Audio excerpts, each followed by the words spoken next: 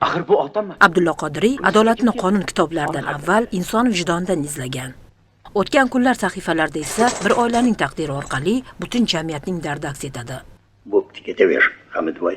1852-yilning bahorida Mirzakarim Qutidor, Oftob oyim va Kumush bibi Marg'ilondan Toshkentga Yusufbek hoji xonadoniga aravada yo'l olgan. Atamali, aravani qo'sh. Oyi, ko'rmanani olingchi, qo'shqor keliningizni tutib keldim. Kessinlar. Marg'ilonda bizni shunday kelinimiz bor ekan-u, bilmay yurgan ekanmiz-da. 2021-yilda Marg'ilonlik mohir hunarmand o'tgan kunlar asarida tasvirlangan arava tasviri asosida uning nusxasini yaratdi. Mana o'sha arava. Abdulla Qodiriyning nabirasi Xondamir Qodiriy esa aravani Marg'ilondan Toshkentga olib keldi. Bugun Abdulla Qodiriy uy muzeyidagi eng nodir eksponatlardan biri aynan shu arava. Kumush Toshkentga kelishgandan keyin O'zbek oyim yetadi qudasiga, Otaboyim yetadiki, qiynalmadinglarmi yo'lda deydi. Marg'ilondan shu yergacha 10 kunlik yo'l ekan, biz dam olib 12 kunda keldik deydi. Ana shu joyini oldik-da, biz mana shu joyimiz yaratdik. Arava o'sha davr Mercedes. Bugun Abdulla Qodiriy uy muzeyiga odil sudlovni ta'minlash mas'uliyatini zimmasiga olgan sudyalar keldi. Bu ekskursiya ishtirokchilari bo'lgan Oliy sud raisi o'rinbosari va sudyalar Oliy kengashi raisi o'rinbosari, qolaversa bo'lajak sudyalar muzey eksponatlarini tomosha qilish bilan cheklanmadi. Bugungi kun tarix bilan suhbat, millat vijdoni bilan yuzlashuvga aylandi.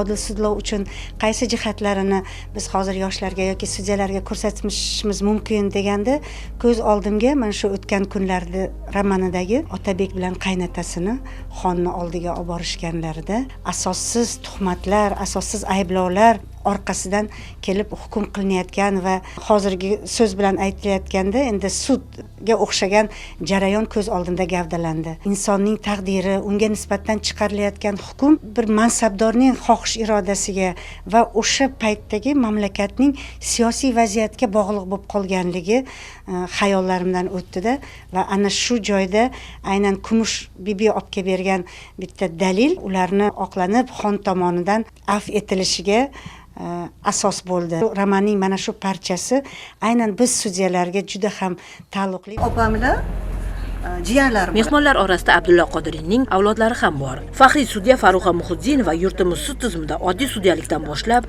mamlakatning eng yuqori sud instansiyasi, Oliy sud raisi lavozimigacha bo'lgan sharafli mehnat yo'lini bosib o'tgan. Farid akamni bilaman, juda yaxshi bilaman, otam ham ko'p gapirardilar. Farid akam otam bilan bolalikda mana shu uyda katta bo'lishgan. Shu adolatni barincha o'ylayman, Qodiriydan olganlar.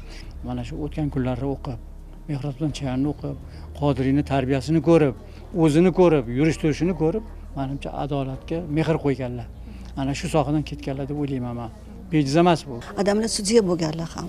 10 yil viloyat sudining raisi bo'lganlar. Adolat qilishga odamlar qo'rqmaganlar. Va albatta Abdulla Qodiriy shu odamlarning o'rnaklari menga ta'sir qilgan bo'lish kerak kasbimni tanlashgada. Afsuski Abdulla Qodiriy butun umri adolat uchun kurashgan. Kitoblarda ham adolat birinchi o'rinda turgan, lekin afsus o'zlari adolatsiz hukm asosida qatl qilganlar-da. Qodiriyning sukunatga cho'mgan hovlisida tarix jonlandi, xotiralar uyg'ondi. Bu yerda har bir eksponat Qodiriy yashab o'tgan uy devorlari, sudyalar va sud xodimlariga bir haqiqatni eslatdi. Adolat faqat qonunlarda emas, avvalo vijdonda yashaydi. Shu ma'noda bugungi kun tarixga ehtirom, milliy merosga e'zoz va adolat g'oyalariga sadoqat ifodasi bo'ldi.